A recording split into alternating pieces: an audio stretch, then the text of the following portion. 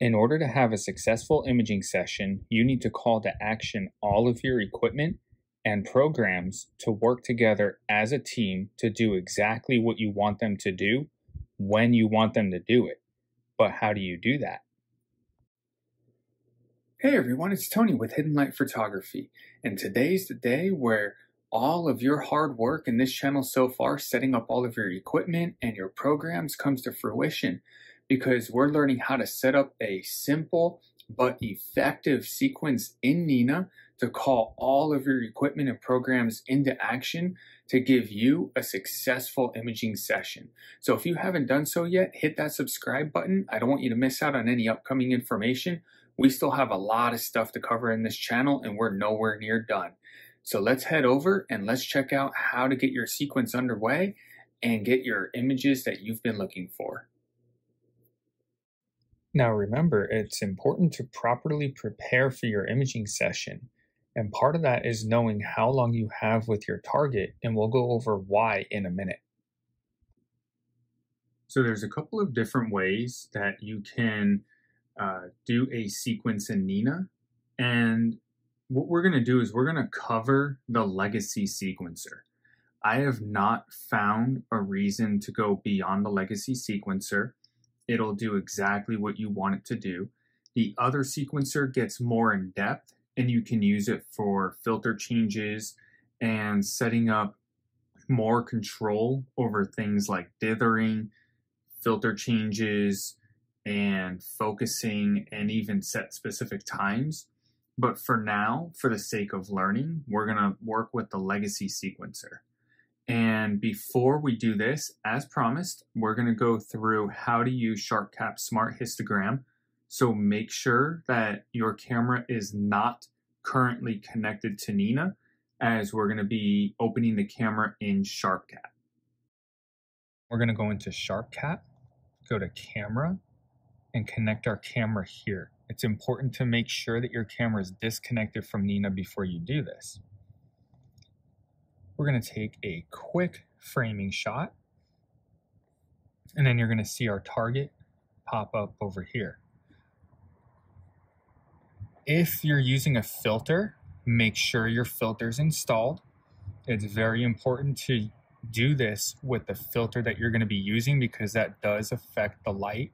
And if you don't have your filter in during this, it's going to yield bad results. So now that we have a framing shot here, we're going to go to Tools, Histogram, click the little brain, and then what we're going to do, I set unity gain here, read noise limit 1%, minimum exposure 0.1 second, maximum exposure 20 minutes. These settings work well for me. And I'm going to do 10 hours on this target. So this is the color channel that you measure from. Again, if your filter does not have much of a green channel to it, such as if you're using the Optilong L Ultimate filter that focuses primarily red and blue, you probably don't want to use green. I'm using a broadband filter, so let's see what happens. So we're going to measure, and then if you remember correctly, the graph that we got from doing the sensor analysis, it's going to be going through multiple different exposures using different settings, so then it can calculate what you need here in order to have the best signal to noise within this integration time. And remember, integration time is the total time between all of your subframes. This exposure is for each subframe. And you can see on the green channel, it spit out 652.7 with an optimal gain of 0. Let's see what it does on the red channel. And again, it's going to take different exposures with different camera settings, and then it'll go ahead and spit out a number here shortly.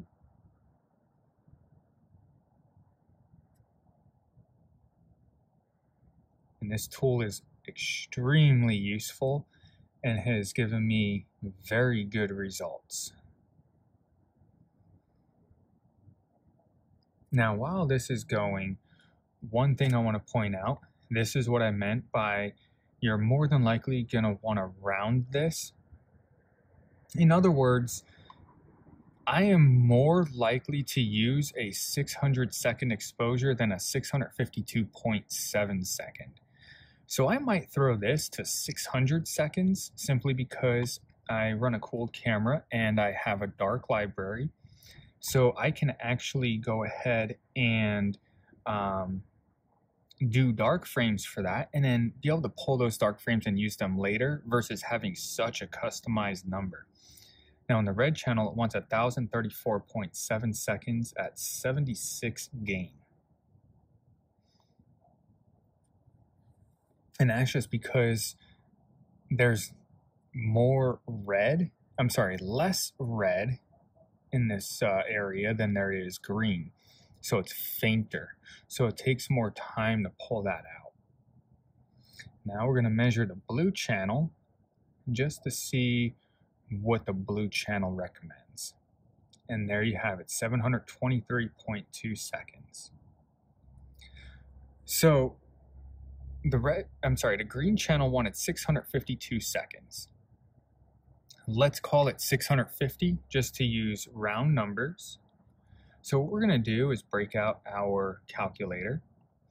And what I know is that I have 7 hours with a target. So we're going to do 7 hours times 60 minutes times 60 seconds is 25,200 seconds divided by 650. So we have room for 38 images tonight. Now, that's 7 hours with the target. I currently have about 7.5 to 7 hours and 45 minutes of time, but keep in mind you have to consider time for dithering and autofocus runs.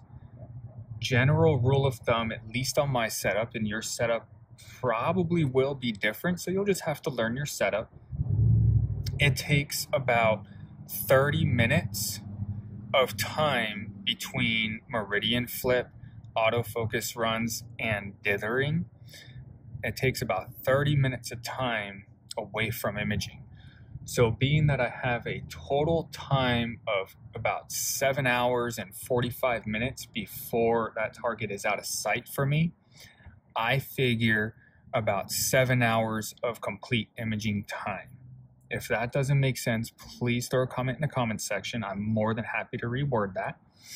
So we already know 650 seconds, we have 38 images that we can get. So now what we're going to do is close out of the camera here. So now that we have our exposure recommendation from SharpCap's Smart Histogram, we're going to go ahead and move forward with how to set up a sequence.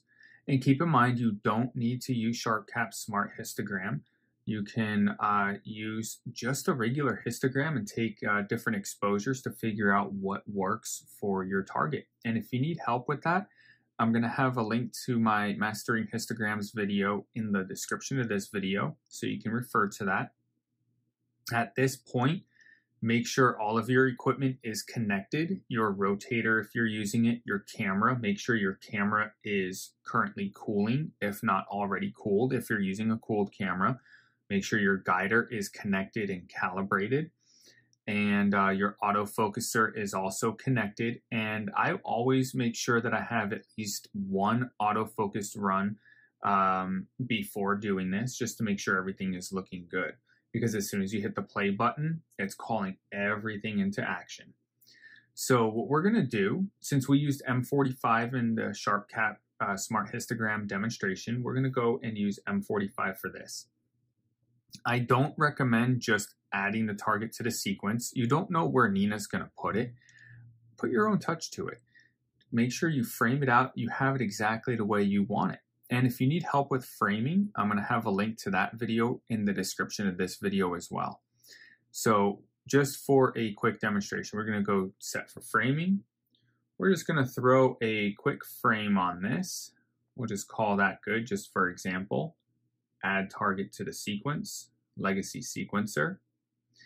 And also too, just as a side note, in my framing video, I also go over how to save a target so you can actually just load it straight up into this. So make sure to check out that video. Let's go over these one at a time. Cool camera. If you are using a cooled camera, make sure this is on. This is going to ensure that your camera is at the temperature that you have set before starting the sequence. You want to unpark your mount, otherwise your mount's not going to go anywhere. Meridian flip on. If you need help setting up your meridian flip, I'll have a link to that video posted in the description of this video as well. This is going to automate your sequence. Once you cross meridian and your telescope gets too close to your tripod, you need to either stop imaging or manually flip meridian. So check out that video because I go over how to automatically flip meridian. Warm camera, turn that on if you're using a cooled camera. That's going to bring your camera back to ambient temperature in a safe manner. And then park mount. This is going to send your mount back to the home position and park it. So once the sequence is done, you have your coordinates right here and your rotation. And then you can set a start delay of so many seconds. So if you, let's say, it is, 30 minutes until the target is at your optimal position, you can set the amount of seconds right here and it'll delay starting the sequence until that time frame has elapsed. Sequence mode, one after another. I always use one after another. It's just gonna run your sequence exactly how it's set up. I wouldn't worry about estimated download time. I think these two are actually default anyway, so I would just leave those. This gives you your estimated finish time. And then if you have multiple targets in here, estimated finish time for the current target that's selected. Now, target options. You want to salute to the target. You want to center the target. This is where plate solving comes in. If you need help setting up plate solving, check out my video of initial Nina setup. I'll have a link to it in the description of this video. But this will center your target according to your framing that you have set up, if you have a framing set up. Rotate the target. So what this is going to end up doing is if you have a specific rotation set up, it's going to either automatically rotate if you have an automatic field rotator, or if you have a manual rotator, it's going to prompt you to rotate your camera. I go over how to do that in my framing video as well, so make sure to check that out if you're unsure. And then start guiding. If you're using an auto guider, it'll start your guiding system automatically, and it'll automatically choose a guide star and just take over and do everything pretty much hands-free. If you're using an autofocuser, you want to go in here. You want to autofocus on start. If you're changing different filters, you want to do an autofocus after each filter. Your filters will affect your focus. Now, I don't use a filter wheel. I use a filter drawer, so I'm only using one filter at a time, so I don't use that. After elapsed time, you can do an autofocus run after so many minutes. I don't do that because ultimately temperature is going to affect your focus. So I actually have mine after an HFR increase of 10%. So as the temperature changes and my HFR increases because focus is coming more out, it'll automatically kick an autofocus run after that autofocus comes out 10%. Now, this is how I have mine set up. You can also set up after a certain number of exposures. I find these two just waste time. I find a lot of autofocus runs when I have either of these set up, a lot of unnecessary autofocus runs. This right here does very well for me. Your conditions and your setup could be different. All you have to do, just pay attention, see how the results come out. After temperature change, you can set it for a specific temperature change. One of the ZWO autofocusers, you can get a basic pack where it's just the autofocuser. You can get a different pack where it actually comes with the autofocuser, a temperature sensor, and a remote. You're more than welcome to autofocus after a certain temperature change. I don't find it necessary. These two being checked give me very good results. But again, every setup is different. Conditions are going to be different. Everything has its own personality. So check out what works best for yours and go with that. Now, let's go back to Smart Histogram. We know that 650 seconds gives us 38 total images in the allotted time that we have with the target. So time, this is going to be your exposure time. So we're going to put 650 there. Total is the number of images, so 38. Make sure you have light checked. Since we're taking light frames, you don't want flat, dark, bias, dark, flat, or snapshot. You want light. Binning I leave at 1. Dithering. We'll get more in depth in dithering in another video. A rule of thumb that I live off of, if I'm above 5 minutes, I will dither every frame. So let me say this another way. Let's say I was doing 3-minute exposures, I'll dither every other frame. If I am running 3-minute, or I'm sorry, anything over 3-minute, 4-minute exposures, 5-minute exposures, so on and so forth, I'll dither every frame. If I'm running, a minute to 2-minute exposures, I'll dither every other frame. And let's say, I'm doing Orion, for example, where I'm using very short exposures, 30-second exposures, or 45-second exposures. I'll probably wait about 8 to 10 frames before dithering, so I allow guiding a chance to catch up and settle. Now, again, this is one of those things where your setup is going to have its own personality. So you're going to have to experiment and see what works best for how your camera sensor and your optic train is working with each other and how the results are coming out. So if you want to start with how I do it and then dial it in from there, please do. That's just a rule of thumb that I use and what works with my setup. Gain. So SharpCap wanted 0 gain. And then I use my default offset settings. That's why it says camera. I always just make sure to type that in regardless. Call me OCD, but that's just how I do mine. And then from there, all that you'll do is hit play. And that is how you set up a sequence using Nina. This calls everything into action. This calls in your mount, your guider, your rotator if you have one, your autofocuser, your meridian flip. Everything that we've been working for in this channel so far gets called into action to work together as a team to give you that beautiful final image that you're after.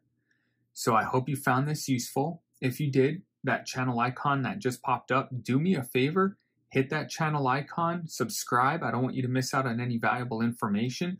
Throw a comment in the comment section. What are you working on? What are you struggling with?